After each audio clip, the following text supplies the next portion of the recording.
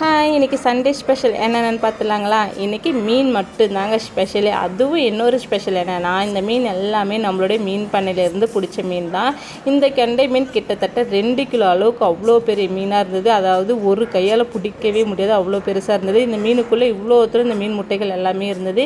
இந்த மீன் முட்டையை நான் ஃபஸ்ட் டைம் இப்போ தாங்க சமைக்கிறேன்னு. எங்கள் அம்மாலாம் செய்வாங்க, ஆனால் அவங்க செய்யும் போதே நான் வெளியே போய் உட்காந்துடுவேன். அது இன்னுமே எனக்கு அதோடைய வாசனையும் பிடிக்காது, அதோடைய டேஸ்ட்டுமே பிடிக்காது. ஆனால் என் பிள்ளைங்களுக்கு இன்றைக்கி செஞ்சு கொடுத்தா சூப்பராக இருக்குது அப்படி சொல்லிட்டு சுட சுட சாப்பிட்டு இருந்தாங்க.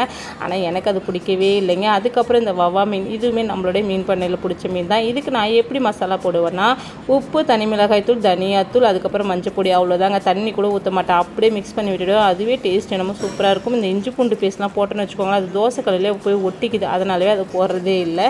ஆனால் இதுவுமே சூப்பராக இருக்குது, கண்டிப்பாக ட்ரை பண்ணி பாருங்களேன். அதுக்கப்புறம் இன்னொன்று, இந்த புரட்டாசி மாதம் ஆரம்பிக்கும் போது இந்த 2 நாளில் யாரெல்லாம் இந்த புரட்டாசி மாதத்தில் நான்வெஜ் சாப்பிடுவீங்க, சாப்பிட மாட்டீங்கன்னு சொல்லுங்கள்.